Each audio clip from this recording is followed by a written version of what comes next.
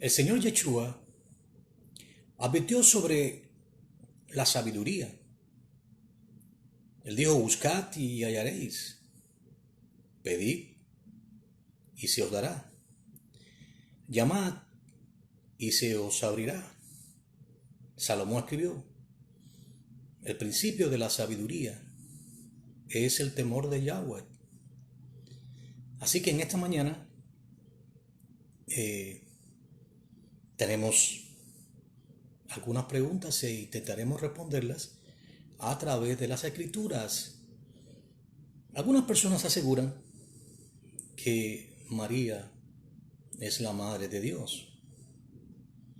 También aseguran que ella tiene virginidad perpetua. Ella le llaman la reina del cielo. ¿Y usted qué piensa? Creo que es importante examinar las escrituras porque en ellas encontramos vida eterna. Sabemos que los de Berea eran más nobles que los de Tesalónica porque examinaban todo lo que Pablo les enseñaba contra las escrituras para ver si era así. Lo cierto es que tenemos una responsabilidad ante Dios.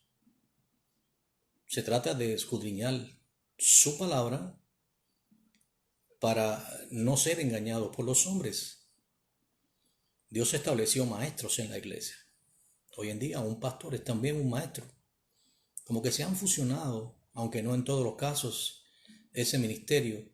Pero lo cierto es que la enseñanza del maestro debe ser puesta a prueba contra las escrituras y obviamente esta debe ser inspirada por el Espíritu Santo. La razón es que Él es quien nos enseña.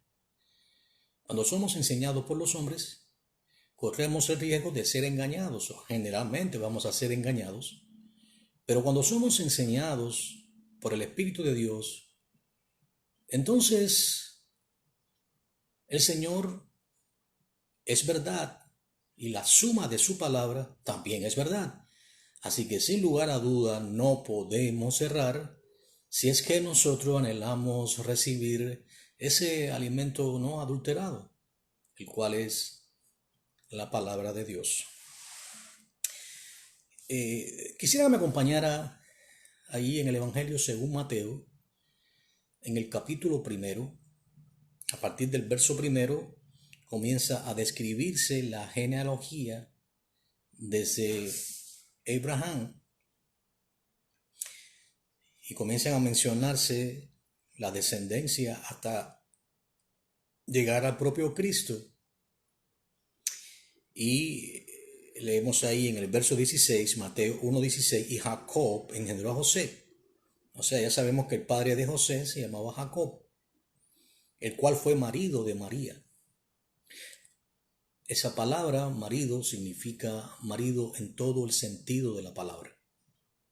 Entendamos esto. O sea, Dios no llama marido a alguien que no lo sea. Él no miente.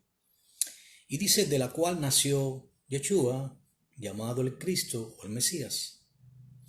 De manera que todas las generaciones, dice ahí en el Mateo 1:17, desde Abraham hasta David son 14. Desde David hasta la deportación a Babilonia, 14. Y desde la deportación a Babilonia hasta Cristo son 14, lo cual suma 42 generaciones desde Abraham hasta Cristo. 42 meses es el tiempo en que Israel va a enfrentar la gran tribulación, o lo que es lo mismo, un año. O sea, tiempos y la mitad de un tiempo, que son 3 años y medio, 42 meses, 1260 días. Así que no es casualidad, son 42 generaciones desde Abraham hasta Cristo mismo. Luego seguimos escudriñando ahí en el verso 18, a partir del Evangelio según Mateo, y leemos que el nacimiento del Señor fue así. Estando desposada María, su madre, con José, antes que se juntasen, se halló que había concebido del Espíritu Santo. Lo primero que yo quiero explicar es que los judíos tenían unas ceremonias prenupciales. El padre iba junto al joven a casa de la novia, hablaban con el padre de la joven y llevaban presentes, obviamente, Pues si el padre asentía y la joven consentía, pues entonces obviamente se consideraban casados y había un tiempo de espera en el cual el marido, o sea, el esposo no se había juntado con ella, pero el esposo debía buscar un lugar donde ella y él tendrían su hogar, ¿no? Y preparar todas las condiciones. En el momento exacto, él regresaría con jóvenes y tocarían chofar, tocarían la trompeta, y la joven debía estar siempre atenta, debía estar velando. Si el joven pasaba por abajo de la ventana de la joven, aquella ventana debía permanecer encendida. Era la señal de que la joven estaba en espera de su esposo. Note que aquí, en el verso 18, se llama a María y a José que ya estaban desposados, aún antes de que se juntasen, quiere decir, aún antes de que vivieran juntos. Pero ahora vamos a seguir leyendo. Dice que se halló que había concebido del Espíritu Santo. Entonces José, su marido, como era un hombre justo y no quería infamarla, quiso abandonarla secretamente. Y pensando él en esto, aquí un ángel del Señor le apareció en sueños y le dijo: José, hijo de David, no temas recibir a María, tu mujer, porque lo que en ella es engendrado del Espíritu Santo, es decir, no medio adulterio de ningún tipo, simplemente Dios vino sobre ella, la santa presencia de Dios, y ella engendró en su matriz el Espíritu Santo.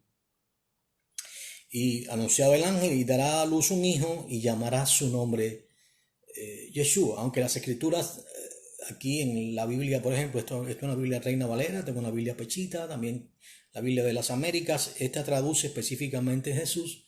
La mayoría de las Biblias traducen así, es una traducción. En realidad el verdadero nombre del Señor es Yeshua, que significa salvación. Es el nombre con el cual él fue conocido. El verdadero nombre que dice el ángel es Yeshua, el nombre hebreo, que significa salvación. Jesús no es un nombre hebreo, porque él salvará al pueblo de sus pecados.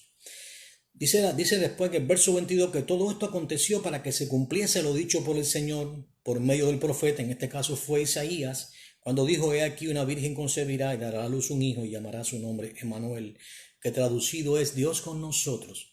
O sea, esto nos lleva al próximo punto. No era un niño cualquiera, aunque él estaba revestido de toda la naturaleza humana, pero en él también habitaba la plenitud, la deidad, en toda su majestad. Aunque tenía una apariencia humana, aunque él funcionó como humano, tuvo un cuerpo humano, en él habitaba la plenitud de la deidad, es decir, de Dios. No existe nadie que pueda decir algo similar a esto, solo él. De hecho, dice la Biblia que todos pecamos. Dice la Biblia en Romanos 3:23, por cuanto todos pecaron, están destituidos de la gloria de Dios. No hay uno solo que haga lo bueno. Sin embargo, la Biblia dice que Yeshua no pecó. Ahora podemos entender y mirar a través de exactamente quién es este ser que estaba ahora en el vientre de María. Por eso dice: he aquí una virgen concebirá y dará a luz un hijo. Estoy en el verso 23 de Mateo 1. Y llamará su nombre Emmanuel, que significa Dios con nosotros. O sea, en otras palabras, el niño que iba a nacer se representa a Emmanuel, que significa Dios con nosotros. Despertando José del sueño, hizo como el ángel del Señor le había mandado y recibió a su mujer, es decir, la aceptó. Recibir significa que ya él pensaba abandonarla. En este caso, Dios le revela un sueño, el ángel le habla, ¿ok? Y ahora él acepta que María sea su esposa. Ya de hecho María era su esposa, repito, aún no se había llegado a ella, pero ya María era su esposa, porque como decía, en la ceremonia prenupcial de los judíos, son dos ceremonias. En la primera, el padre fue, pues, pidió a su hija en matrimonio, el padre de la joven acepta, y ya aquí en el verso 18 dice que ya estaban desposados, a pesar de que él aún no la había conocido.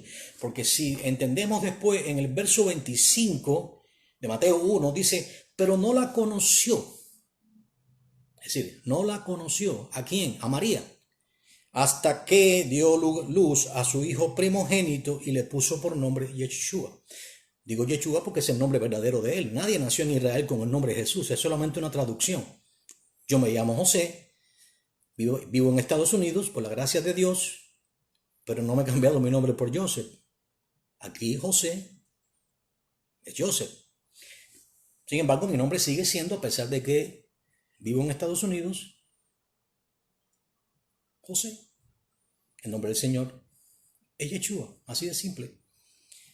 Y esto no tiene nada que ver con judaísmo ni con judaizar. Ese es el verdadero nombre del Señor. No soy un judaizante, por la gracia de Dios. Pero dice la palabra aquí, no la conoció. Mire bien, este contexto de conocer. Luego entendemos que ya estaba desposado con María, su madre. Entendemos que él la iba a abandonar en secreto para no infamarla, pensando que ella había adulterado, hasta que el ángel se revela a José y le advierte, pues, que lo que ella había concebido no era un producto del adulterio, sino simplemente de que el Espíritu de Dios, el Espíritu Santo, había venido sobre María y ella había concebido el verbo, porque eso es él, el verbo había tomado forma humana y estaba ahora en el vientre de María, debía nacer como un humano. Por eso es que se llama Emmanuel, que significa Dios con nosotros.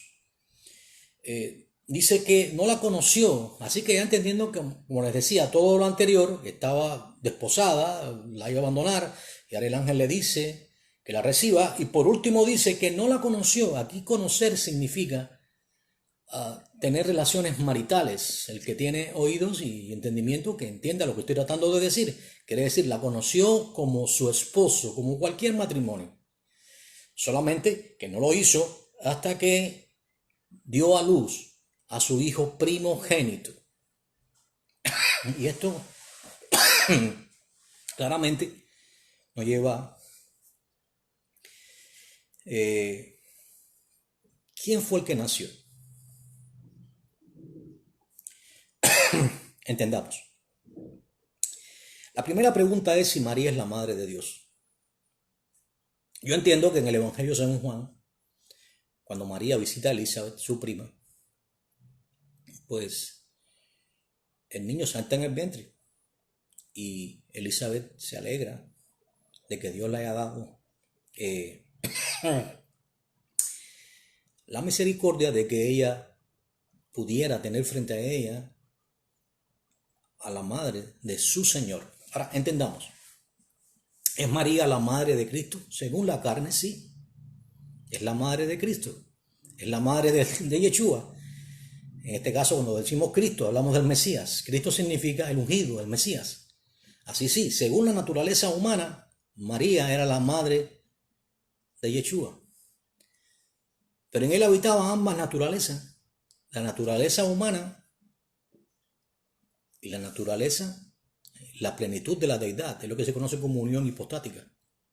Es decir, ambas naturalezas convivían perfectamente en el Señor, porque es un milagro de Dios. Entonces, la naturaleza humana sí era la madre del Señor, porque Él nace de ella. Pero Él existía antes que ella. Quiero que me acompañe, por favor, a leer conmigo ahí en el Evangelio según Juan, unas pocas citas, para que entendamos quién es el santo niño que nació. Y dice la palabra del Señor, ahí en el verso primero, capítulo 1, verso 1, dice claramente, en el principio, y cuando hablamos del principio, imagínense, hablamos desde la eternidad, no en el principio que Él creó el mundo, sino en el principio, quiere decir, desde la eternidad hasta la eternidad. Era el verbo. El verbo podemos tomarlo en el contexto de la palabra. Y el verbo era con Dios. Y el verbo era Dios. ¿Entienden? Dios creaba el mundo y decía, sepárense las aguas de abajo de las aguas de arriba. Y llamó a la expansión entre las aguas de abajo y las aguas de arriba cielos. Cuando Dios dio esa orden, el Padre, el Hijo es el que hacía y acometía las órdenes del Padre. ¿Cómo lo hizo Dios? ¿Cómo hizo Dios el universo? A través de su palabra. Y esa palabra es el verbo, y ese verbo es Yeshua. Ahí no existía ningún hombre aún, ni siquiera Adán. Pero ya él existía desde la eternidad. La Biblia dice en alguna cita, sus salidas son desde la eternidad hasta la eternidad. Quiere decir, no hay principio ni fin de días en él. Por eso dice, en el principio era el verbo, y el verbo era con Dios, y el verbo era Dios. Este era en el principio con Dios. Todas las cosas por él fueron hechas, porque Dios hizo el mundo a través de su palabra. Y sin él, sin su palabra, nada de lo que ha sido hecho fue hecho. Voy un poquitico más adelante, allá al verso 10, verso 9, dice, aquella luz verdadera que alumbra a todo hombre, miren bien, incluyendo a María, incluyendo a José, incluyendo a sus hermanos, porque él también tuvo hermanos carnales. Aquella luz verdadera que alumbra a todo hombre venía a este mundo. En el mundo estaba, ¿quién? Yeshua. Y el mundo, por él, ¿por quién? Por Yeshua fue hecho. Pero el mundo no le conoció. No supo de su visitación. Sin embargo, él estaba allí. La palabra creadora estaba allí en forma humana. Entonces, tenemos otro punto, ¿no? Ahí en Génesis capítulo 17, verso 11, Dios se revela a Abraham, o en ese caso Abraham todavía no tenía la H, Abraham comienza la H cuando él, recuerdan, cuando él sacrifica a su hijo, o está dispuesto a sacrificar a su hijo, no lo llevó a sacrificar porque Dios le dijo, detén tu mano, pero lo iba a entregar en sacrificio según la petición de Dios en el monte Moriarty. Ahí les cambiaron el nombre de Abraham sin H, por Abraham con H. ¿Ok? Así que Dios se revela a Abraham sin H. Ahí en el Génesis 17, si tiene que tomar nota lo puede examinar después. En el verso 11, y se revela a él como el Todopoderoso. Pero eso no es lo único. Ahí en Apocalipsis 1:8, el Señor Yeshua mismo dice que Él es el alfa y la omega. Si usted entiende el alfabeto, o por lo menos conoce algo del alfabeto griego, debe entender que la primera letra del alfabeto griego es el alfa y la última es la omega, lo cual hace una eternidad. No hay principio, no hay fin. Él dice ser eso, él dice ser eterno, Él es el alfa y la omega, y también dice ser el Todopoderoso. O sea, este que se revela a Abraham, que le dice que Él es el Todopoderoso, el Padre, el Hijo y el Espíritu Santo son uno solo. Así como en usted conviven su cuerpo, su alma y su espíritu y le dan vida a usted. Así que no hay nada que asombrarse en cuanto a eso, haciendo una comparación humana, porque el alma viene de la palabra hebrea nefesh, mientras que espíritu viene de ruah. Son dos palabras completamente diferentes. Eclesiastés dice que el alma 12:10, que la persona cuando muere, el cuerpo vuelve al polvo de donde fue tomado, el espíritu vuelve al Dios que lo dio, el alma, algunas van al infierno, otras van al cielo. El alma, el ruah, es lo que da vida, pero el alma, donde usted toma las decisiones, decide creer, rechazar la palabra de Dios, el alma es eterna también, va al cielo o va al infierno. Así que mire bien, el polvo vuelve a la tierra, el espíritu vuelve al Dios que lo dio, y el alma va al cielo o va al infierno. Si es salvo, ahí se podemos ver las almas debajo del altar en Apocalipsis capítulo 6, verso 9, y están clamando, ¿hasta cuándo será nuestro tiempo? No están muertas, lo que muere es el cuerpo. Así que en este caso, el Padre, el Hijo y el Espíritu Santo son uno solo, capaces de estar en todas partes a la vez, todopoderoso, un solo Dios, y su nombre significa Elohim. La traducción de Elohim pudiera ser como dioses, sin embargo Él es uno solo. Ese es nuestro Dios, el Todopoderoso. Por eso le decía, si Dios tiene madre, entonces no es todopoderoso, necesitó existir de una mujer. Y la Biblia dice que sus salidas son desde la eternidad hasta la eternidad. Se revela a Abraham como el Dios Todopoderoso. El propio Señor Yeshua se declara el Todopoderoso. Entonces no existe dice la Biblia que todas las cosas por él fueron hechas. Y se pregunta entonces, ¿quién hizo a María? Fue Yeshua quien hizo a María. Yeshua creó a Adán, y mientras él dormía de una de sus costillas, creó a Eva. Y a partir de ahí, pues comienzan las generaciones. Como le decía, 42 generaciones hasta el nacimiento del propio Señor Yeshua. Pero todos somos creación de Dios. Usted y yo somos criaturas de Dios. Los que hemos creído somos nuevas criaturas, pero continuamos siendo criaturas porque somos creación de Dios. Ahora, simplemente, pues, podemos entender mejor. Entonces, si Filipenses 2:5-9, ¿qué dice? Esto fue escrito por el apóstol Pablo. Dice, haya pues en vosotros ese sentir que hubo en Cristo, el Señor, el cual, siendo en forma de Dios, siendo igual a Dios. Está en su Biblia. Filipenses 2:5-8.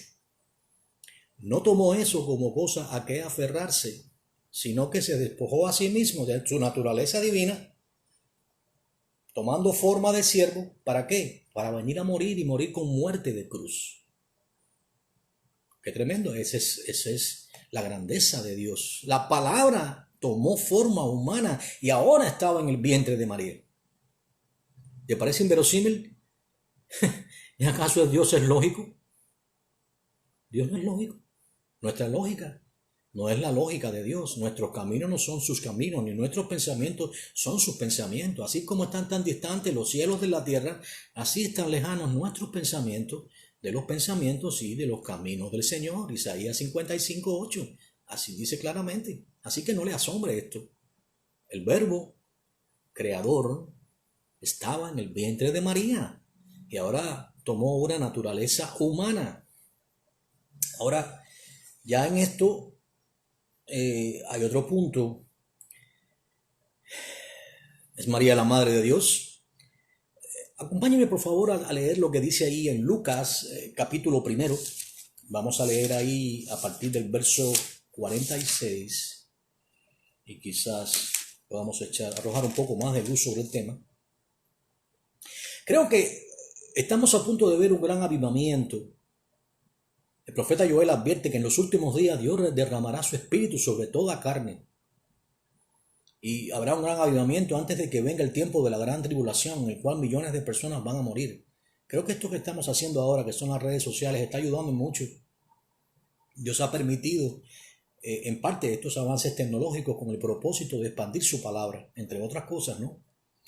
Y por eso creo que hay muchas personas que han sido confundidos con este tipo de doctrina, que enseñan como si fuera magisterio católico, en este caso, hablando directamente, o pues enseñanza de hombres.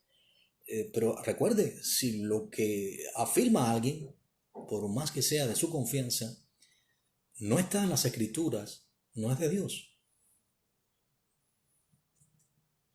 De hecho, la Biblia dice, maldito el hombre que pone su confianza en otro hombre. Así que nuestra confianza tiene que estar puesta en Dios que hizo los cielos y la tierra y solamente en Él. No quiere decir que vamos a desconfiar de todos, pero sí, cuando hablamos de las escrituras debemos ser extremadamente celosos porque en ellas hay vida eterna y estará nuestra vida eterna y el destino donde nuestra alma estará el día que nos toque abandonar este cuerpo de muerte. Pero volviendo otra vez a Lucas, no me quiero salir del tema. Dice la Biblia lo que yo les decía. María dice allí en el verso 46, entonces María dijo, engrandece mi alma al Señor. ¿Entienden ustedes?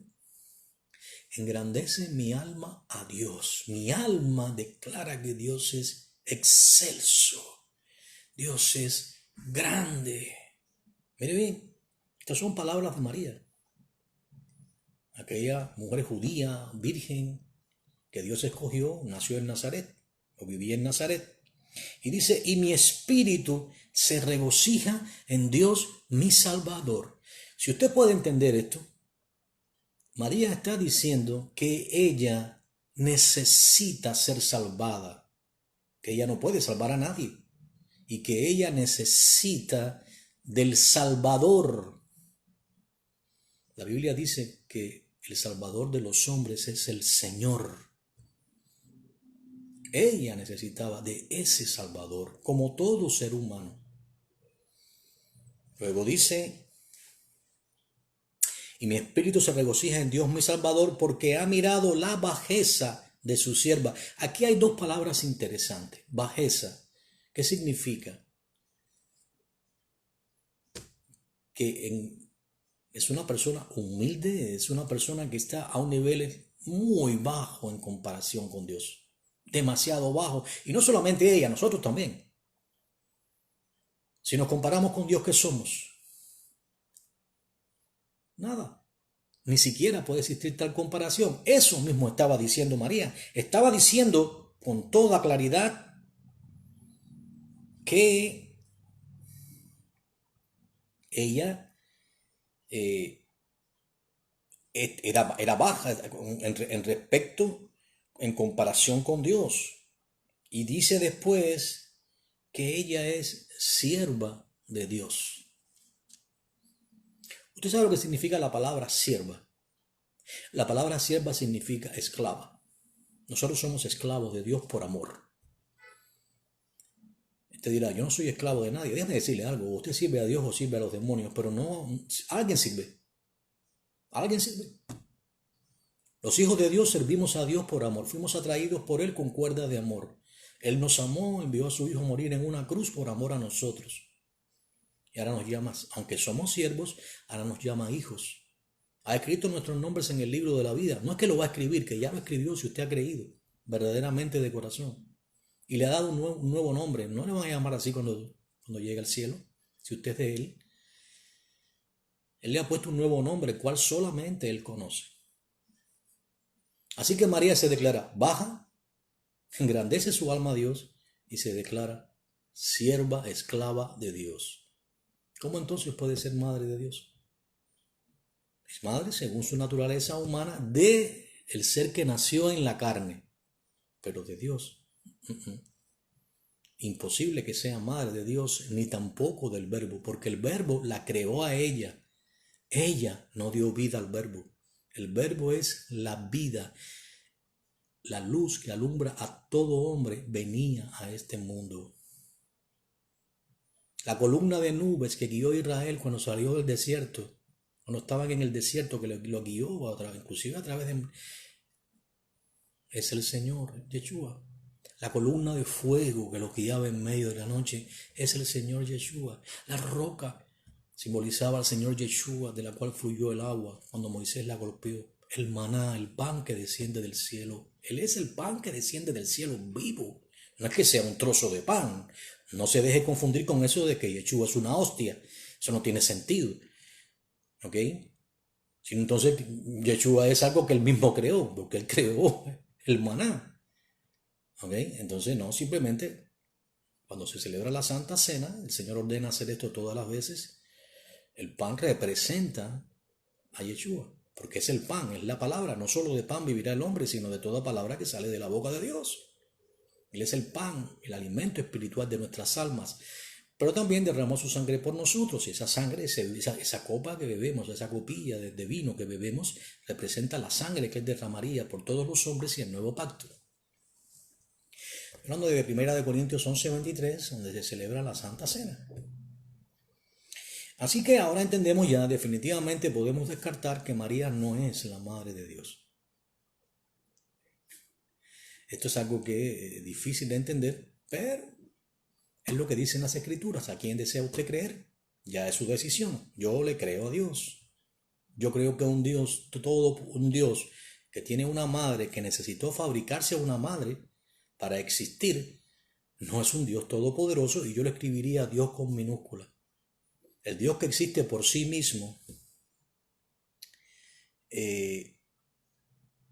dice la Biblia: yo soy Dios y no hay más.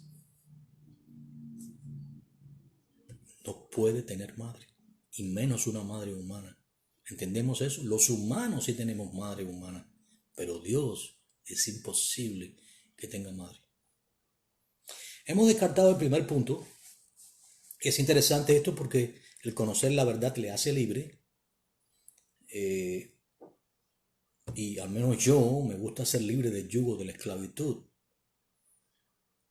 ¿Por qué? Porque el creerle a Dios nos pone en posición de hijos. Si nosotros decidimos creerle al magisterio o creerle a la tradición oral, entonces realmente nuestra confianza no está puesta en Dios, sino en el magisterio y en la tradición oral. Me refiero a la enseñanza católica. Que desafortunadamente, déjeme decirle algo, la iglesia primitiva no tuvo ningún problema en creer, en primer lugar, que María no era la madre de Dios. Esto hasta Jerónimo, que comenzó a hacer algunas, hablar de la respecto a la virginidad de María, pero en un inicio la iglesia jamás creyó que María no era una mujer humana como todos y la recibían y estaba entre ellos, pero jamás nadie se inclinó delante de ella, nadie le pidió, nadie rezó rosarios. Eso no existe en las escrituras. Todo esto comenzó cuando Roma Católica comenzó a desfigurar, a sacar de contexto las escrituras y a crear lo que hoy vemos, que desafortunadamente ha hecho daño a millones y millones de personas y los ha engañado y los lleva camino al abismo. Pero continuamos leyendo al respecto. La segunda pregunta que hacíamos en el tema es si María verdaderamente tuvo una virginidad perpetua. Bueno, otra vez vamos a Mateo. Ya les decía que él la conoció, es decir, que él tuvo relaciones sexuales. O sea, no estoy hablando de un sexo desordenado, sino de la unión, de la fusión de un esposo con su esposa, cuando se hacen uno solo. Es un acto sublime, es lo que Dios creó. El hombre dejará padre y madre y se unirá a su esposa en un solo cuerpo. Y ya no serán más dos, sino uno solo, carne de su carne. Por tanto, lo que Dios unió, que el hombre no lo separe. Pablo va más allá, dice que la mujer compra con su marido el deseo, el deber conyugal. Y asimismo el marido de igual manera. Eso es una orden de Dios. Y es agradable, porque es ser uno con tu esposa. Por lo tanto, Mateo 1:25 niega totalmente la perpetua virginidad de María, pero hay más citas y vamos a leer allí Lucas 2:23. Vamos a ver qué nos dice allí el evangelista Lucas. Acuérdense, Lucas fue el único griego que escribe uno de los evangelios. Los demás, Mateo va dirigido a los judíos, Juan es el evangelio por excelencia, el evangelio del amor, pudiéramos decir, el evangelio donde se exalta la deidad del Señor. Marcos es un poco más antiguo y ahora Lucas, que es un poco más descriptivo, un poco más amplio, este médico griego que estuvo con Pablo en las cárceles, pues ahora nos va a dar un relato, ¿no? Y nos va a decir algo interesante. Allí vamos a buscar ahí en Lucas 2:23. Vamos a leer, dice, vamos a comenzar a partir del verso 21. Dice, Lucas 2:21, cumplidos los 8 días para circuncidar al niño. Es decir, recuerden, todo varón debía ser circuncidado en Israel. Es el pacto de Dios con Israel. Lo hizo, pues, y es una orden. Y le pusieron por nombre Yeshua, lo cual había sido puesto por un ángel, ya lo leímos en Mateo. Ahora dice que cuando se cumplieron los días de la purificación de ellos, conforme a la ley de Moisés, lo trajeron a Jerusalén para presentarlo al Señor. Ahora quiero que escuche bien esto. La presentación debía ser, en el caso de María y del Señor, presentaron un par de tórtolas o 2 palominos, porque ellos eran humildes, de una condición, podríamos decir, humilde, no eran ricos. Por eso la ofrenda, en este caso, la ofrenda debía ser, la ofrenda, un par de tórtolas o 2 palominos, es la ofrenda de los pobres. Pero mire, si usted lee ahí, el verso 23 dice, como está escrito en la ley del Señor, todo varón que abriere la matriz será llamado santo al Señor. ¿Sabe usted lo que es la matriz? Es el área donde se refugia el niño, donde el niño está en el vientre de su madre. Pero cuando el niño sale, el área donde la mujer tiene la mujer señorita, en este caso, la mujer que es virgen, tiene un área, tiene un nombre, Imen, pues al salir el niño, si es que como María había concebido del Espíritu Santo, obviamente no pasó, pero cuando el niño nace, obviamente rompe, hay una ruptura. Así que ya María dejó de ser una virgen en ese mismo instante. Sin embargo, ya leímos allí en Mateo 1:25 que carnalmente, o sea, como su esposo en amor, José no la conoció, no fue su esposo maritalmente hasta que no nació el Señor. Ahora, seguimos escudriñando. ¿Tuvo el Señor hermanos? ¿Qué cree? Bueno, Mateo 13:55, voy a leerlo, nos habla al respecto.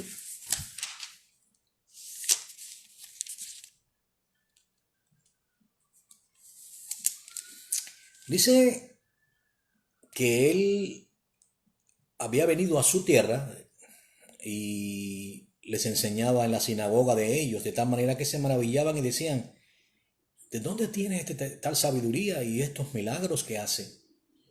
Entonces alguien decía, ¿no es este el hijo del carpintero? Porque José era carpintero, hijo de Jacobo. ¿No se llama su madre María? Sí. Y sus hermanos, Jacobo, José, Simón y Judas. ¿Quién era Jacobo? Bueno, vaya a la carta del apóstol Santiago. Jacobo, Santiago, columna y baluarte, junto a Pablo y junto a Juan. Él no creía en su propio hermano. Carnal, era su medio hermano, porque no era hijo, él era hijo de José y de María. Sin embargo, el Señor era hijo solamente de María según la carne y descendiente de José, porque José es un descendiente directo de David y la promesa era que la promesa davídica era que a través de David pues vendría el Mesías. Así que ahora vamos comprendiendo y luego vemos a Judas. ¿Quién es Judas? El apóstol Judas está allí en la carta.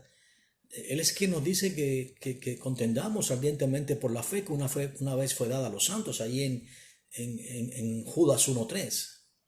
Por causa de hombres que han entrado encubiertamente que pervierten el evangelio del Señor. Ninguno de ellos dos creían en el Señor. Ahí inclusive viene la celebración de la fiesta de los tabernáculos y ellos le instan a descender para que todos conocieran sus milagros, porque ellos no creían en Él. Él les dice que aún su tiempo no había llegado. Pero ellos creen. ¿Cuándo creen? Cuando ven al Señor resucitado. Dice allí que se apareció a Jacobo. ¿A quién? A Santiago, a su hermano. Primero a Jacobo. Miren bien, su hermano según la carne. Mirando al Señor, su cuerpo humano, no es hermano de la deidad, pero sí es hermano a través de la carne. Así que entonces se apareció primero a Jacobo y después a los demás. Después, pues, nos dice que entonces el Señor, Jacobo creyó y se convirtió en baluarte de la iglesia. Allí lo vemos. El apóstol Judas, bueno, increíble. Estos dos hermanos del Señor creyeron de todo corazón. Pero además, Mateo 13:55 nos dice que no solamente tuvo hermanos, sino también dos hermanas. Dice hermanas, pero bueno, fueron dos. Una de ellas se llamaba Salomé. ¿No están todas sus hermanas con nosotros? ¿De dónde pues tiene todas estas cosas? En otras palabras, el Señor tuvo hermanos. Y para que no crean de ninguna manera que estoy usando ejemplos aislados, voy a buscar, voy a presentar otra cita. El propósito de todo esto no es nada más que invitarle a escudriñar las Escrituras para que Dios se revele a usted, la luz que alumbra este mundo se revele a usted y le muestre la verdad. Como decía, hay un gran avivamiento que viene sobre la tierra en breve. Creo que muchas personas que han sido engañados y que están aún dentro de Roma católica pagana, pues serán libres. Dice aquí, el propósito es que la palabra de Dios sea presentada al mundo, como él ha dicho, ir por el mundo y predicarte el evangelio a toda criatura. El que creyere y fuere bautizado, ese será salvo. Así que ahora vamos a leer el evangelio según Juan. Vamos ahí al verso 2. Perdón, al capítulo 2.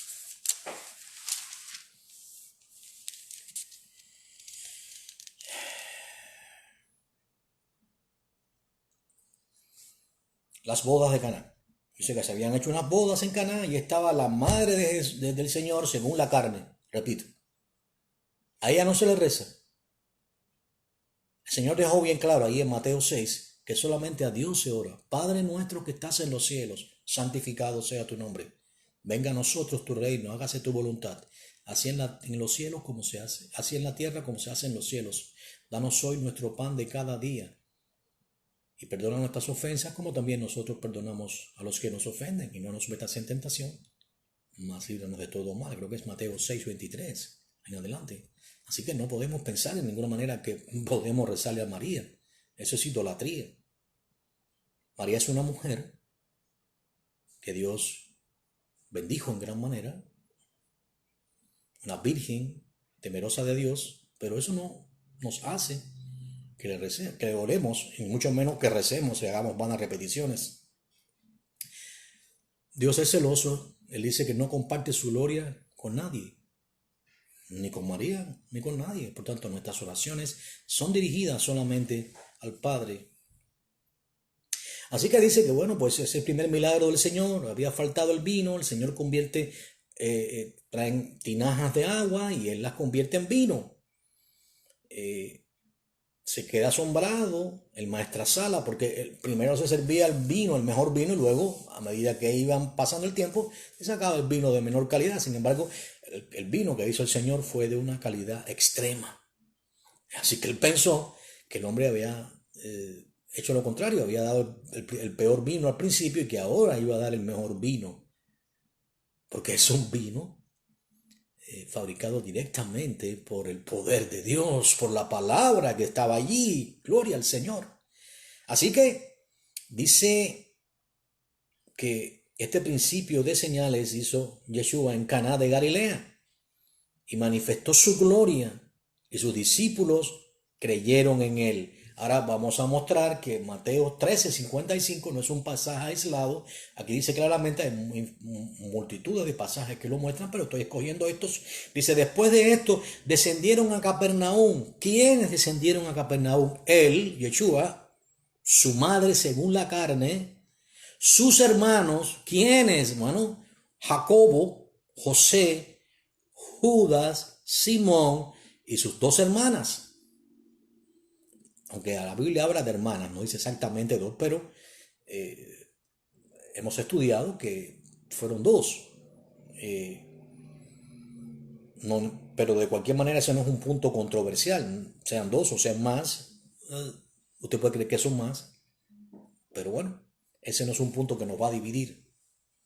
Lo que sí dice es que vemos como hay un grupo de personas, Yeshua, su madre, sus hermanos y sus discípulos. Así que sus hermanos no eran contados entre los discípulos. O sea, un grupo diferente. Así que vemos otra vez, y esto es muy claro, que el Señor tuvo hermanos carnales. Ya he dicho los nombres. Hechos 1:14. Vamos a terminar con este punto ya de este punto que desafortunadamente con el cual muchas personas han sido engañadas y continúan siéndolo, con esto de la perpetua virginidad de María, lo cual no es cierto, y las escrituras se oponen frontalmente a tal afirmación.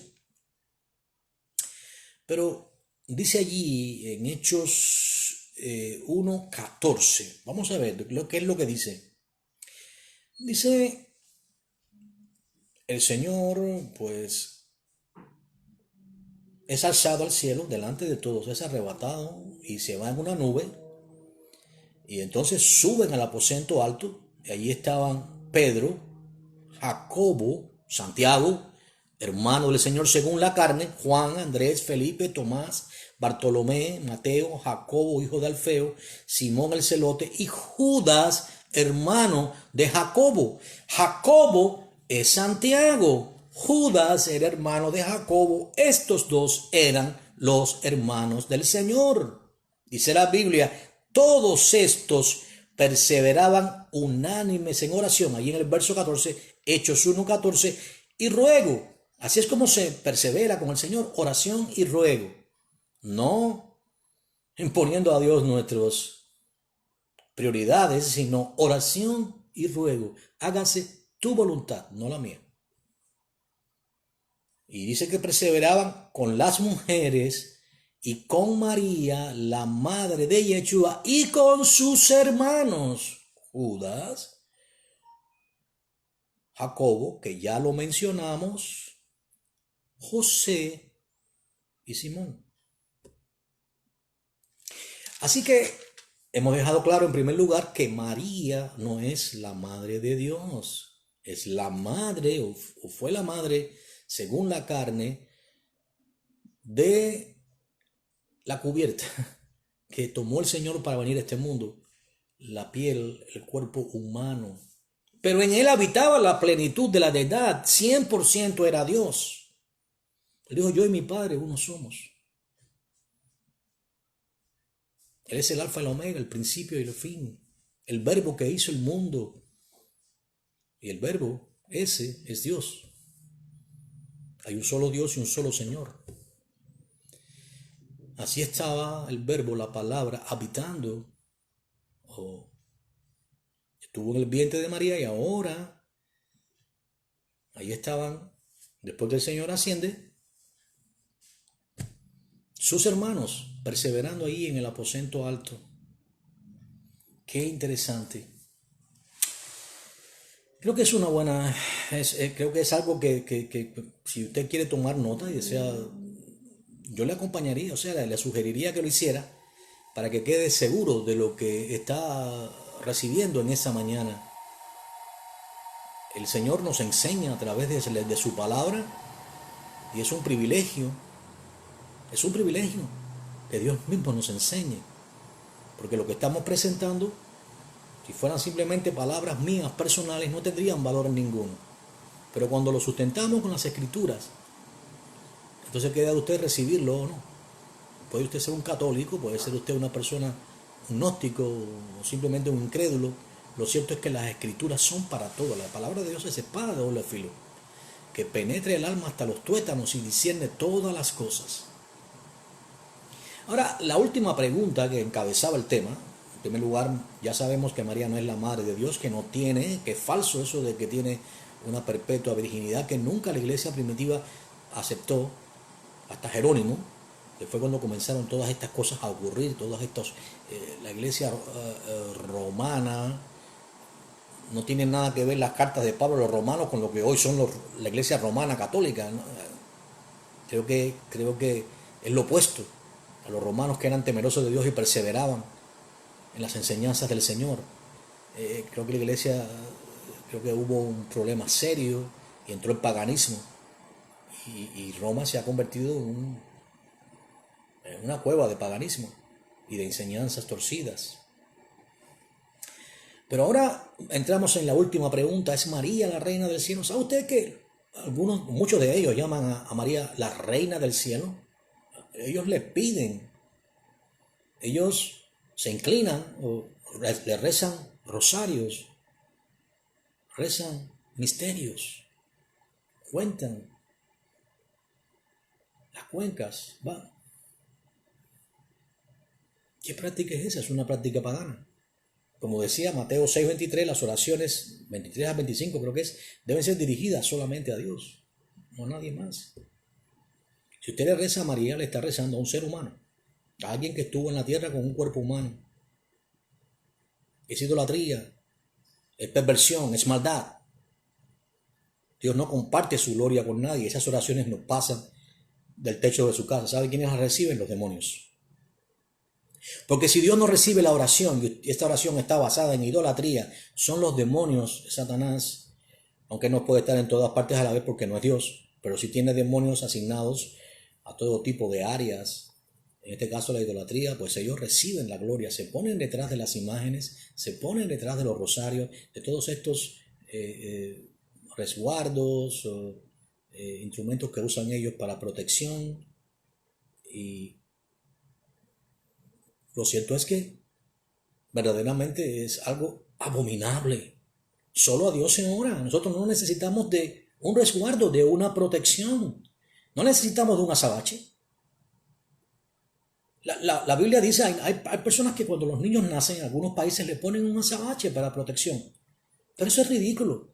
La Biblia dice en el Salmo 91, el que habita al abrigo del Altísimo, morará bajo la sombra del Omnipotente, no tendrás temor de terror nocturno ni pestilencia. ¿Saben qué? Estamos en medio de una pestilencia. Pero ¿sabes qué? Estás confiado en Dios. Porque el temor lleva en sí castigo. Porque el que teme no ha sido perfeccionado en el amor de Dios. Una cosa es protegernos, lo cual es correcto, pero otra cosa es temer. Si usted teme, en primer lugar usted no confía en Dios. ¿Qué decía el apóstol Pablo? Para mí, el morir es ganancia. No sé si escoger entre vivir para servirte o morir, porque si muero voy a estar cerca de ti inmediatamente, sea donde voy. Mi vida no termina en la tumba, ahí termina mi cuerpo, pero mi alma y mi espíritu prosiguen un viaje. Apocalipsis 6:9 muestra las almas debajo del altar, hablando, clamando, y se les dicen que descansen por un poco más de tiempo hasta que se les incorporen los que habían muerto como ellos. El Señor prometió hacernos moradas celestiales, mansiones en el cielo. Allí nos tiene preparados mansiones celestiales. La gente no está en el cielo, en primer lugar, allí no hay tristeza, porque donde está el Señor no hay tristeza, no hay, sí, puede que haya un recuerdo de sus seres queridos, pero no de la manera que nosotros lo hacemos. ¿Saben por qué? Porque Dios cambia, Dios transforma esa alma, y donde está Dios no hay tristeza, no hay dolor, pero sí están conscientes de que están en el cielo y de que las Escrituras dicen que ellos van a regresar y van a recibir un cuerpo inmortal, un cuerpo glorificado. Eso sí lo saben. Pero la tumba no retiene el alma, ni tampoco el espíritu. Eclesiastés 12, 6 y 7 dice que el espíritu vuelve al Dios que lo dio. El alma ya la vemos allí, debajo del altar. Así que ahora vamos al próximo punto. ¿Es María la reina del cielo? Mire, en los días de Elías, el pueblo de Israel había perdido el rumbo. Había un rey llamado Acab y él se había casado con una princesa sirio-fenicia llamada Jezabel. Jezabel había matado a todos los sacerdotes del Señor. Y solo Elías, Tisbita, que aparece después como uno de los moradores de Galad, había quedado. Dios le ordena, primeramente, que tome refugio en casa de una mujer viuda, que ni siquiera era judía, y allí Dios le provee, hasta que después lo envía a Israel. La viuda cree, Dios bendice a la viuda con la visitación de Elías, la viuda cree, su hijo muere, Elías se pone sobre el niño resucita, y ahora Dios envía a Elías a confrontar a Acab, al mismísimo rey de Israel. Recuerde, Israel estaba dividido ya en esa época, luego de la prevaricación de Salomón, cuando Dios le dejó una sola tribu a Roboam, hijo de Salomón, producto de la idolatría de Salomón. Le dejó una lámpara a David en Roboam, la tribu de Judá, y las demás tribus le fueron entregados a Jehú de Judá. Viene el Señor. Pues bueno, ahí se presenta Elías y la situación que existía en Israel era caótica. ¿Por qué? Porque Jezabel había instaurado un culto a uno de los Baales. Digo Baales porque Baal no era uno solo. Habían diferentes tipos de Baales. En este caso, el que hablamos se llama Baal Mercat, de la tierra de los fenicios, lo que es hoy el Líbano. Y este Baal Mercat tenía una consorte, porque hasta le asignaban mujeres a estas dioses falsos, dioses con minúsculas o falsos deidades, y pues le asignan a su esposa Astoret o Astarte o Acera, que es la misma. Y había un culto allí. Y recordemos que Balac y Astarte requerían sacrificios humanos. Y allí llega Elías y reta a Acab y le dice que no va a llover sino solamente por su palabra. No porque hubiera alguna autoridad en Elías, sino porque Dios estaba respaldando lo que Elías decía. Era la voluntad de Dios que Dios mostrase su poder y despertase a los hijos de Israel. Bueno, así que entonces en un momento dado, Acab pues acepta y Elías se prepara y pide que preparen unos bueyes, los corten en pedazos.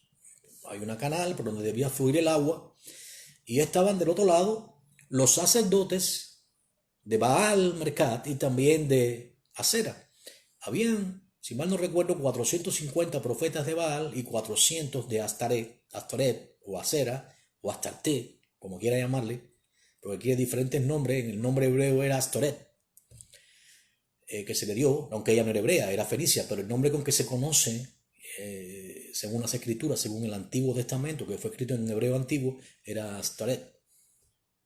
Ahora están allí los 450 profetas de Baal y los 400 profetas de Acera, y Baal no respondía, simplemente no respondía. Porque quien estaba detrás de Baal era Satanás. Recordemos a Satanás pidiendo permiso a Dios para poder tocar a Job. Dios le dice, puedes tocar hasta cierto punto, pero no puedes tocar su vida. No puedes, no te lo permito. Ahora Dios le decía a Satanás, ni se te ocurra aparecerte por ahí. Ni se te ocurra, te lo prohíbo terminantemente. Así es nuestro Dios. Él solamente es el Todopoderoso. Ahora comienza una batalla espiritual y física también, porque los sacerdotes de Baal tenían una costumbre y era mayugarse a sí mismos, se daban golpes fuertes hasta que sangraban. Y Elías se burlaba de ellos y les decía, ¿dónde está vuestro Dios? ¿Será que está de paseo? Oh, no hay problema, pronto va a regresar. Se burlaba totalmente de ellos, y cuando ya no pudieron más y se dieron cuenta que sus falsos dioses no les responderían, entonces Elías preparó el altar de Dios, como nosotros debemos hacer a diario, preparar nuestro altar. ¿Cómo preparamos nuestro altar? Cuando nos ponemos de rodillas, cuando nos ponemos delante de Dios. Elías sacrificó toros a Dios, pero en este caso el Señor dice que no quiere sacrificio de animales, sino misericordia, alabanzas a Dios.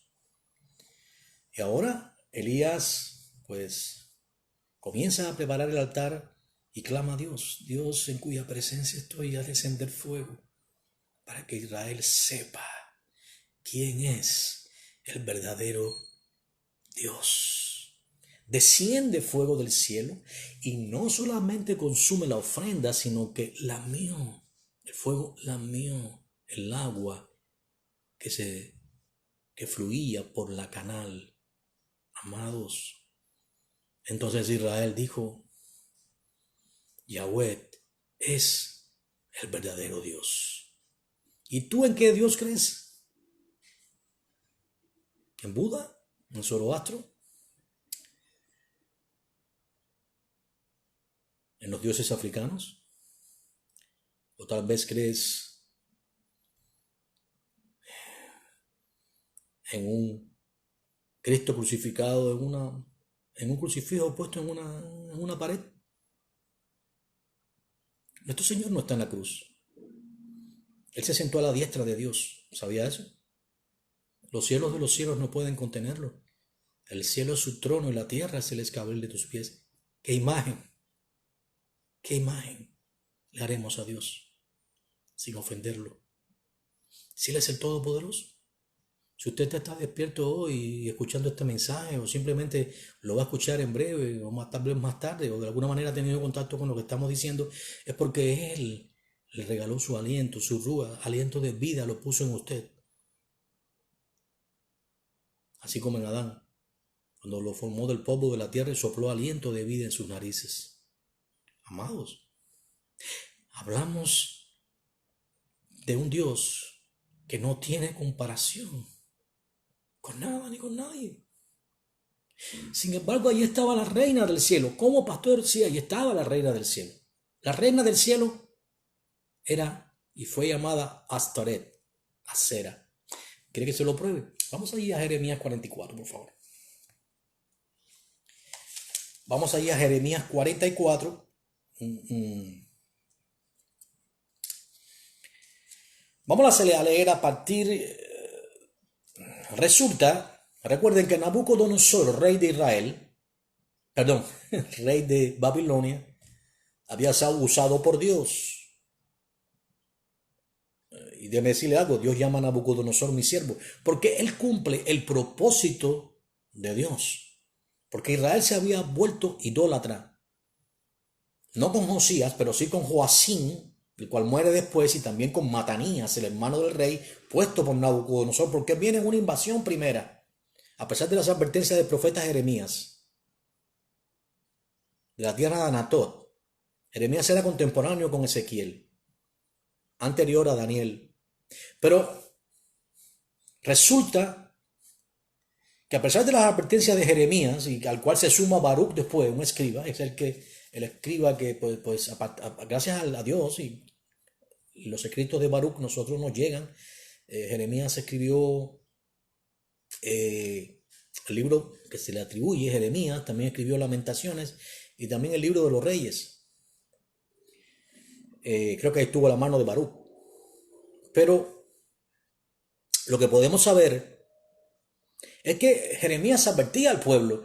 Viene la primera vez Nabucodonosor, se lleva cautivo a Babilonia a un grupo de jóvenes, entre ellos Daniel, Sadrach, Mesach y Abednego, pero deja establecido un rey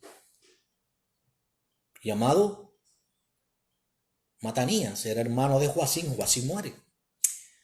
Y estamos hablando del reino de Judá, recuerden, porque ya Israel había sido llevado cautivo a Siria por su idolatría también. ¿Qué hacen los asirios? Se llevan a los israelitas para su tierra, los dispersan por todo el imperio y traen gente de otras lenguas y nacionalidad a vivir a Israel. De ahí entonces encontramos a la mujer samaritana. Ella no era israelita. Los israelitas fueron deportados más allá, a Siria, y ya no regresaron, se dispersaron.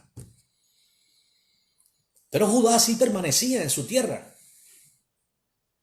Y ahora son llevados cautivos, 70 años de cautiverio en Babilonia. Qué tremendo, qué tremendo. Sirviendo primero a los emperadores babilónicos y luego a los medos y persas. 70 años de cautiverio. Fue grande el castigo de Judá. Pero otra vez, producto de su prevaricación, Dios permite que Nabucodonosor les imponga impuestos, gravámenes graves a los israelitas, y eso hace que ellos se rebelen. Matanías pone su confianza el rey en Pasú.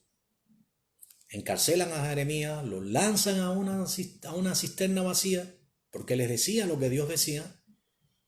Entonces viene Nabucodonosor, sitia Jerusalén, ocurre canibalismo en Israel, en Judá, perdón. porque 2 años de sitio es bastante tiempo, no había que comer, y comenzaron a comerse los cadáveres. Miren a dónde Dios permitió que llegara este pueblo por su idolatría y por su rebeldía. Así que entonces viene Nabucodonosor otra vez, destruye la ciudad, destruye a Jerusalén, destruye el templo. Fíjense bien, por eso que después es reconstruido. El templo que vino el Señor no es el templo de Salomón, es un templo que fue reconstruido después por Nehemías y por Esdras, por misericordia de Dios. Cuando Dios despertó el espíritu de su siervo Ciro, dice: Ciro es mi pastor, un rey persa es mi pastor, sí, es mi pastor y hará todo lo que yo quiero. Amén. Es enviado el copero del rey y es enviado Esdras, sacerdote. Qué tremendo, ¿eh? Bueno, pues viene entonces Nabucodonosor, destruye el templo, destruye la ciudad y libera a Jeremías, porque Dios tenía planes. Dios no se había olvidado de Jeremías. Y lo más interesante, que Nabuzoradán, creo que es el nombre del capitán de la guardia de Nabucodonosor, sabía de Jeremías, conocía de Jeremías. Y le dice: aquí la tierra está delante de ti, si quieres venir con nosotros a Babilonia, adelante. Y si no, la tierra está delante de ti. Miren bien, el que despreció su vida hasta la muerte fue el que vivió, y los que intentaron vivir, los que intentaron burlarse de Dios, los que continuaron desobedeciendo a Dios, fueron los que murieron. Mire, Matanías le fueron asesinados sus hijos delante de sus ojos. Eso fue lo último que le vio. Luego Nabucodonosor mismo, con sus dedos, le sacó los ojos al rey de Judá, a Matanías, por su idolatría, por su maldad, por su rebeldía contra Dios.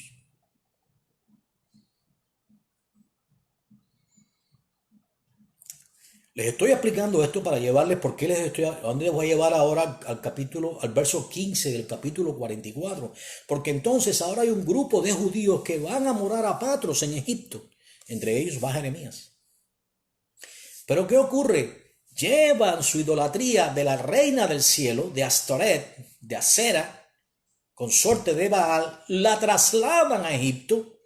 Y por eso les hacía este recuento, para poder entender.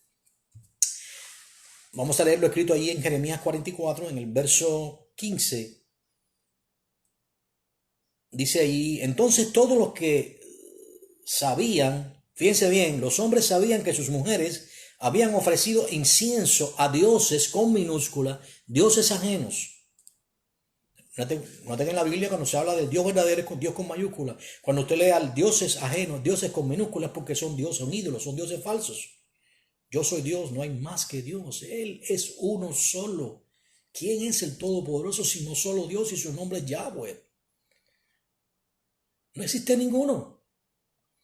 Dice aquí: y todas las mujeres que estaban presentes, una gran concurrencia, y todo el pueblo que habitaba en tierra de Egipto, en Patros, respondieron a Jeremías diciendo: las palabras que nos has hablado en nombre de Yahweh no las vamos a oír.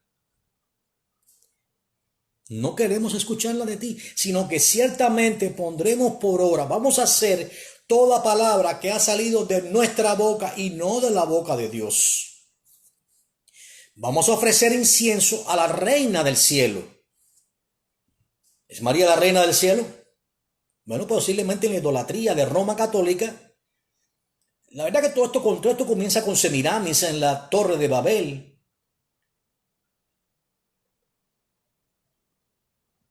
Y a partir de entonces este ídolo ha ido trascendiendo. Ahora hablamos de Astaret, de Acera, y ahora se llama María la reina del cielo. ¿Quién es la reina? ¿Acaso Dios tiene esposa? Hay un solo rey, creador del cielo y de la tierra. Él es Dios. Él ni tiene esposa, ni tiene madre, es el Todopoderoso. Así que entendamos ahora, esto es lo mismo que decían los israelitas, los hombres de Judá. Dice que le iban a derramar libaciones, como hicieron sus padres, nuestros reyes y nuestros príncipes necios. Su ciudad había sido destruido, su templo que construyó Salomón había sido destruido.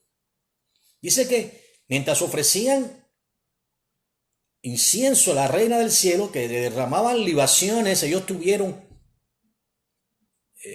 abundancia de pan. Y estuvimos alegres y no vimos mal alguno. No podían identificar que la misericordia venía de Dios y que la provisión solo viene de Dios. Nuestra provisión viene del Señor. No es su fuerza, no es su habilidad, es Dios. Por su misericordia, por su naturaleza proveedora. Su nombre es Jireh, significa el que provee. Es uno de sus nombres. Dice, tuvimos abundancia de pan mientras le hacíamos libación a la reina del cielo, mientras le ofrecíamos incienso. Pero ahora que dejamos de ofrecer incienso a la reina del cielo y de derramarle libaciones, nos falta todo, y a espada y hambre somos consumidos. Mira bien, es increíble. Dios les había dado la oportunidad de quedarse e irse a Egipto. Y ahora le daban la gloria a la reina del cielo. Creo que es algo horrible. Nunca hagamos tal cosa. Estaríamos ofendiendo directamente al Dios vivo, al Dios todopoderoso, el cual nos ama con amor eterno.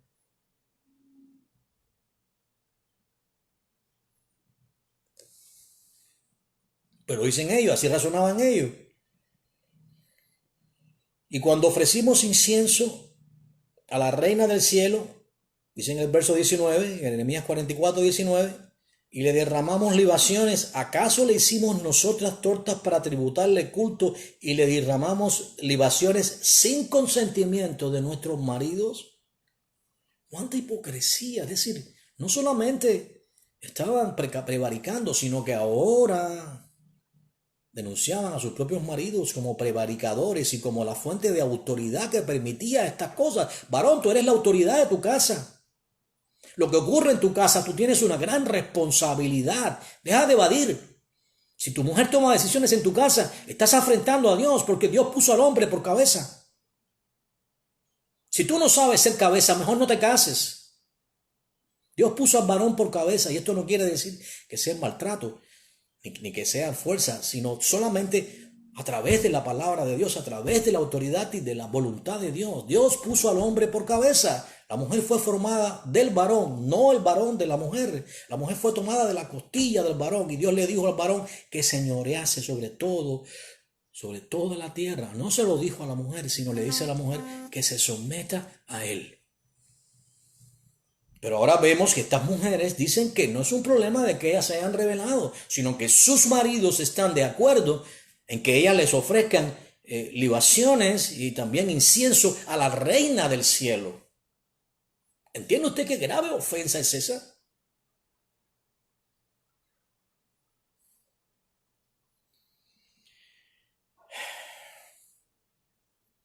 Amados, es importante discernir. Es importante ser enseñados por Dios. Así comencé el tema y así lo vuelvo a repetir. Buscad y hallaréis. Pedid y se os dará. Porque el que pide, recibe.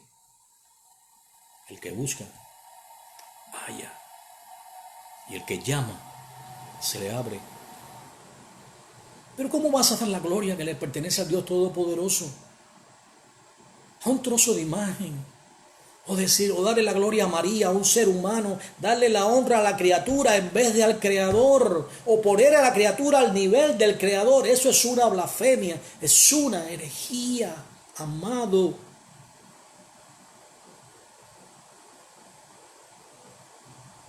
Pido a Dios que este mensaje donde a través de las Escrituras hemos presentado y hemos derribado estos falsos argumentos de que María es la Madre de Dios.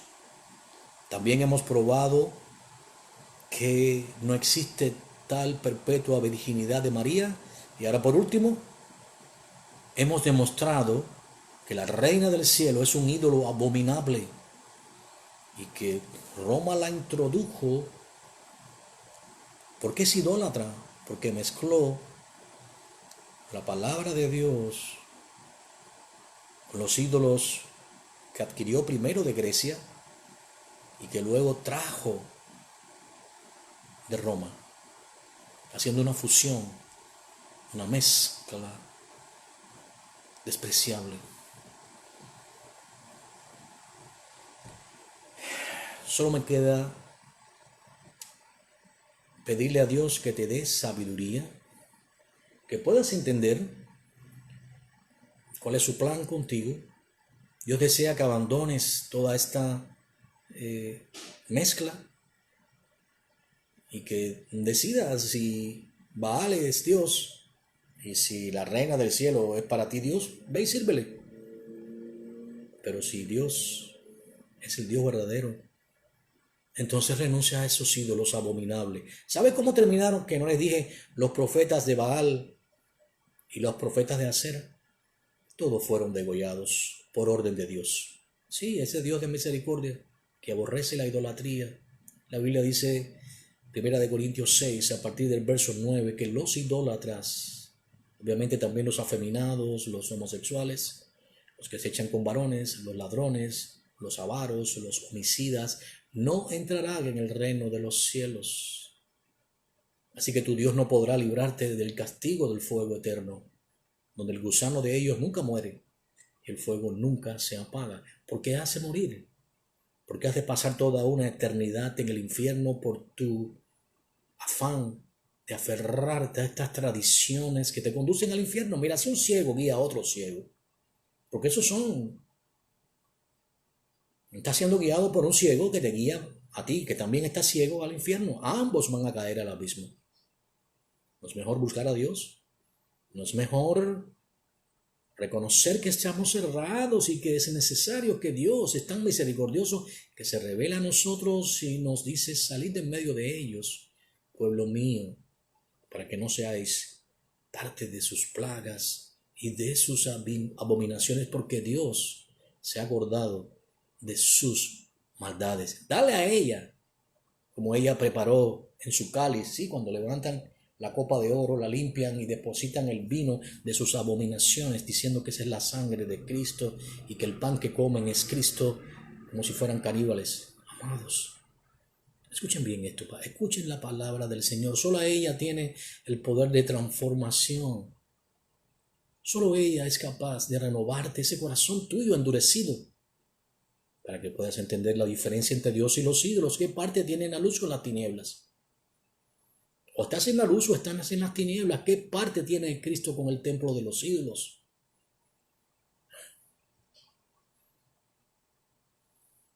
¿Qué parte Cristo con Belial?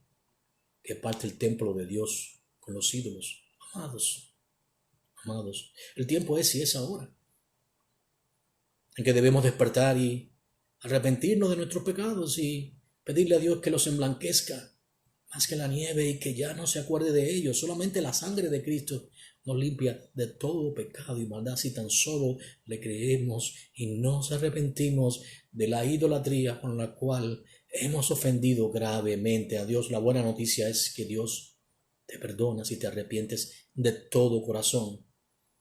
¿Qué tal el eunuco? Termino con esto. Allí iba el eunuco. El eunuco de la reina Cándice, ese era un etíope. Era un hombre que había sido castrado probablemente, pero venía leyendo las escrituras y no entendía lo que leía. Y Dios tenía un plan con él, como tal vez lo tienen esta mañana contigo. Y Dios trajo a Felipe, y Felipe le ordenó a Felipe que se acercara al carruaje donde iba el eunuco y le preguntó: ¿entiendes lo que lees? Y dijo él: ¿cómo podría entender si nadie me explica? Entonces, entonces Felipe le presentó el plan de salvación. ¿Saben qué? ¿Sabe cuál fue la respuesta del eunuco? No fue: voy a poner esto en oración, o tengo mis dudas. No, él dijo: bueno, ¿y qué impide que sea bautizado ahora mismo? No en los 5 minutos. No, mira, aquí hay agua, descendamos aquí. ¿Qué impide que te arrepientas de toda esa abominación con que has estado ofendiendo a Dios? ¿Sabe qué es el bautismo? Pues el bautismo es la evidencia de haber creído. Lo hacemos por obediencia. No confunde el bautismo de Juan el Bautista, que era un bautismo para arrepentimiento de pecado, con nuestro bautismo, que simboliza lo que el Señor hizo, muerto en la carne, pero vivificado en el Espíritu, en el cual predicó a los espíritus encarcelados desde los días de Noé. Primera de Pedro 3, 9 creo que es. 3 días en el corazón de la tierra, su cuerpo allí en la tumba que compró José de Arimatea, pero su espíritu descendió a la parte más baja de la tierra. Pero cuando él asciende, se presenta 40 días y 40 noches a los discípulos, entre ellos a Jacobo, hermano del Señor, Santiago, y a todos ellos, y hasta el propio Felipe cayó de rodillas y le dijo: Señor y Dios mío. Qué hermoso, ¿eh? Felipe, porque me viste, creíste. Bienaventurados los que creyeron sin ver. ¿Eres tú de esos que creen sin ver? ¿Eres tú? Si eres tú, ¿qué impide que seamos bautizados ahora mismo? Dijo el eunuco. Y enseguida descendieron. ¿Y saben qué? Hizo Felipe exactamente lo que las escrituras dicen. El eunuco se sumergió debajo de las aguas. ¿Por qué? Porque Cristo se sumergió en el corazón de la tierra. Y luego, cuando emergió de las aguas, era una nueva criatura en Cristo Jesús. Y entonces dice la Biblia que el Espíritu de Dios arrebató a Felipe y ya el eunuco no le vio más. Así es nuestro Dios. Así es nuestro Dios. Si tan solo le creyeras, si tan solo estarías dispuesto a hacer su voluntad, entonces Dios traerá tiempo de refrigerios. Dios te traerá del reino de las tinieblas a su luz admirable. Así que oro por ti de esta manera, Padre. Te damos gracias por este tiempo especial. Gracias por traer tu palabra fresca y abundante, Señor. Espada de doble filo que penetre el alma hasta los tuétanos y discierne todas las cosas. Gracias te damos, Señor, porque tu palabra siempre cumple un propósito y sabemos que hay personas que recibirán esta palabra. Señor, porque no la envías en vano, sino para que brinde un fruto agradable, Señor. Y tal vez, si tan solo un alma escuchara esta palabra y viniera a ti, Señor, y se arrepentido y reconociera, Señor, como aquel hombre pecador que decía: yo pecador miserable de mí. Entonces, Dios, bendita palabra sea siempre, pero en este caso, gracias, Señor, porque entonces el fruto será manifiesto. Si una sola alma al menos recibiera esta palabra, Dios, podemos decirte: gracias, Señor, gracias, porque un alma se ha salvado. Hay una fiesta en el reino de los cielos. Por eso, Dios, te rogamos que quites los corazones duros, endurecidos por la idolatría, y traigas corazones nuevos, renovados, que ellos renuncien a su naturaleza pecaminosa, Señor, caída. Y aunque no dejaremos de pecar, porque ninguno somos perfectos, un simple pensamiento te ofende, pero sí ya no seremos más practicantes del pecado, y tú nos ayudarás a ir escalando en estatura, acercándonos cada vez más a la estatura del varón perfecto. Ayúdanos, Dios. Todo espíritu de idolatría, todo espíritu de maldad, todo espíritu de atadura, las cadenas sean rotas en tu nombre, Señor. Todo espíritu satánico huya en el nombre del Señor Yeshua. Señor, te damos gracias porque sabemos que nos escuchas. Gracias, Dios, por tu bondad inmerecida. Todo te lo pedimos en el nombre de tu Hijo amado Yeshua. Oramos a ti. Amén y amén. Amados, que la paz del Señor sea con cada uno. Dios les bendiga. Gracias por compartir juntos este tiempo, tal y como la palabra de Dios dice. Mirad cuán bueno y cuán hermoso es habitar los hermanos juntos en paz y armonía, porque allí envía el Señor bendición y vida eterna. La paz del Señor sea con cada uno. Dios les bendiga.